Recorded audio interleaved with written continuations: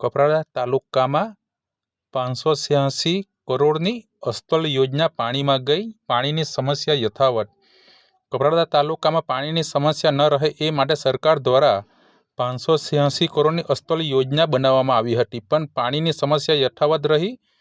586 કરોડની અસ્તલ યોજના નિષ્ફળ રહી। કપરાડા તાલુકાના કડકવર ગામે નવા ફળિયામાં 35 ઘરના 200થી વધારે લોકોએ 10 થી 15 દિવસ સુધી શ્રમદાન કરી વેરી ખોદી પાણી મેળવી રહ્યા છે। કૂવાના અંદર સીડીઓ દ્વારા મહિલા અંદર ઉતરીને પાણી બહાર મેળવી રહ્યા છે। તંત્ર પાણી હલ કરવાનું આશ્વાસન જ આપી રહ્યું છે।